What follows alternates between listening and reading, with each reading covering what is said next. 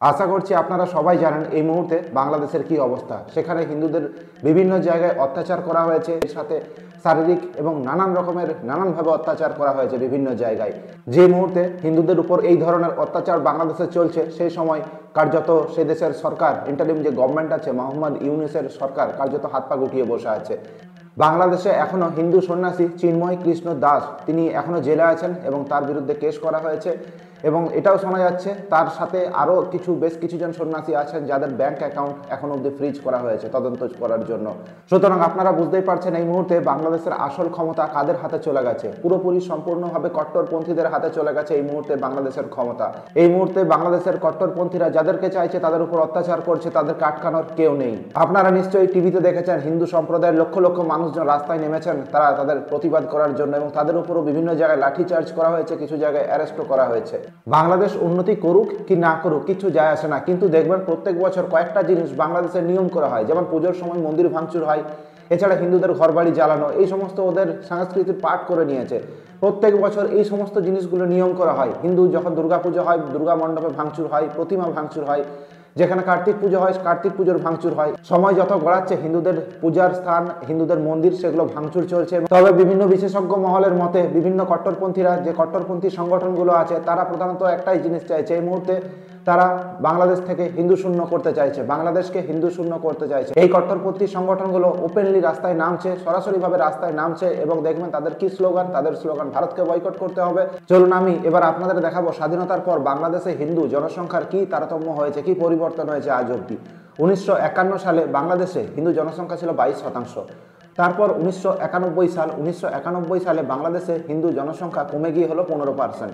অর্থাৎ 1951 সাল থেকে 1991 সাল অবধি এই সময়ের মধ্যে বাংলাদেশে হিন্দু জনসংখ্যা কমলো 7%। এবার আসি 2011 সালে। 2011 সালে যে জনগণনা হয়েছিল সেখানে দেখা যাচ্ছে হিন্দু জনসংখ্যা মাত্র 5.5%, অর্থাৎ 5.5% বর্তমানে সেখানে হিন্দু জনসংখ্যা। এবার 2021-22 সালে যদি সেখানে জনগণনা হয় দেখবেন আরো কমে গেছে। এখন প্রশ্ন হলো, স্বাধীনতার পর বাংলাদেশে যে পরিমাণ হিন্দু ছিল বর্তমানে সেই পরিমাণ হিন্দুর তার ছিটে ফোটাও নেই। তারা গেল কোথায়? প্রথমত এর দুটো থিওরি হতে পারে। প্রথমত হলো যে ইসলাম ধর্মে কনভার্ট করা হয়েছে, এবং দ্বিতীয় যে রিজন সেটা হলো যে তারা অন্য কোথাও পালিয়ে গেছে। এখানে অন্য কোথাও পালিয়ে যাওয়ার একটাই রাস্তা, সেটা হলো ভারতবর্ষ।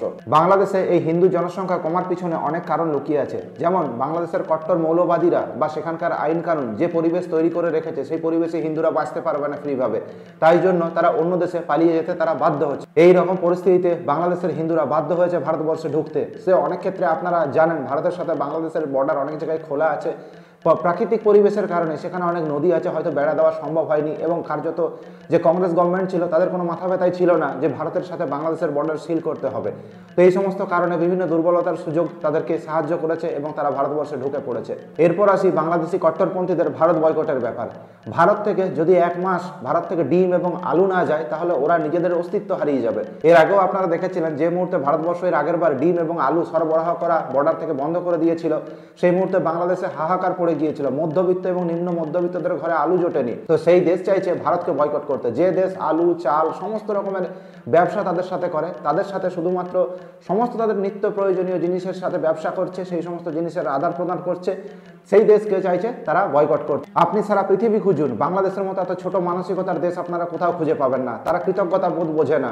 পৃথিবীর একমাত্র দেশ যে বাংলাদেশের স্বাধীনতার সময় সাহায্য করেছিল প্রত্যক্ষভাবে, তার নাম হলো ভারতবর্ষ। এবং ভারতবর্ষ মিলিটারি দিয়ে সাহায্য করেছিল, এবং সেই যে উপকার করেছিল ভারতবর্ষ, সেই সমস্ত জিনিস তারা ভুলে গেছে। এত অকৃতজ্ঞ ছোট লোক একটা দেশ। সেখানকার মানুষের মনে এখনো দেখবেন ভারতবর্ষের থেকে পাকিস্তানিদের জন্য বেশি প্রেম। এর কারণ তাদের ধর্ম। তারা শুধুমাত্র ধর্মের জন্য তারা ভারতকে ভুলে পাকিস্তানের প্রতি প্রেম দেখায়, অথচ সেই পাকিস্তানের সরকারি, সেই পাকিস্তানের মিলিটারি তাদের উপর অত্যাচার চালিয়েছিল, ভারতবর্ষ পাশে দাঁড়িয়েছিল। শুধু ধর্মের কারণে ভারতকে পর করেছে, এবং যত দিন যাচ্ছে পাকিস্তানের ক্লোজ হচ্ছে তারা। এই হচ্ছে তাদের আসল চেহারা। প্রত্যেকবার আপনারা দেখবেন ভারত সরকারের তরফ থেকে হুমকি দিয়ে ছেড়ে দেওয়া হয়, এইসব করলে চলবে না, এদেরকে রীতিমতো টাইট দিয়ে রাখতে হবে। আপনি ইসরায়েলের কথা দেখুন, ইসরায়েলের প্রতিবেশী যে সমস্ত শত্রু দেশগুলো আছে সবাইকে টাইট দিয়ে রাখে, কিন্তু ভারতবর্ষ সেরকম কিচ্ছু করেনি। এই দেশটাকে সাহায্য করেছিল বন্ধুর মতো। ভারত সরকারের তরফ থেকে প্রত্যেক বছর কত রেল ইঞ্জিন উপহার দেওয়া হয় ফ্রিতে, যাতে বাংলাদেশের মানুষ সেখানে যাতায়াত করতে পারে। এই সমস্ত উপকারের কোনো প্রতিদান সেরকম কিছু বাংলাদেশ দেয় না। আর এর পরিবর্তে বাংলাদেশ কি করে? ভারত বয়কটের ডাক দেয়। তো তো এই হচ্ছে বাংলাদেশের আসল চেহারা। বাংলাদেশের লক্ষ লক্ষ মানুষ ভারতে আসে ট্রিটমেন্ট করাতে। বাংলাদেশে এমন কোনো হাসপাতাল নেই যেখানে ভালো রকমের ট্রিটমেন্ট করা যায়। ভারতে এসে সস্তায় ট্রিটমেন্ট করিয়ে দেশে ফিরে যায়, তারপর দেশে গিয়ে সেখানকার জনগণ কি করে, ভারত বয়কটের ডাক দেয়। এই হচ্ছে ওদের আসল চেহারা। এই মুহূর্তে বাংলাদেশে ডেভেলপমেন্ট, শিক্ষা বা অন্য কোনো ডেভেলপমেন্ট নেই। এই মুহূর্তে যেটা আছে, যেটা চলছে বাংলাদেশে, সেটা হলো ধর্মীয় কট্টরবাদ। তো এই মুহূর্তে বাংলাদেশ নিয়ে আপনারা কি ভাবছেন অতি অবশ্যই কমেন্ট সেকশনে জানাবেন। ইউটিউব থেকে দেখে থাকলে অতি অবশ্যই চ্যানেলটিকে সাবস্ক্রাইব করবেন এবং ফেসবুক থেকে দেখলে অতি অবশ্যই পেজটিকে ফলো করবেন। ভিডিওটি দেখার জন্য অসংখ্য ধন্যবাদ।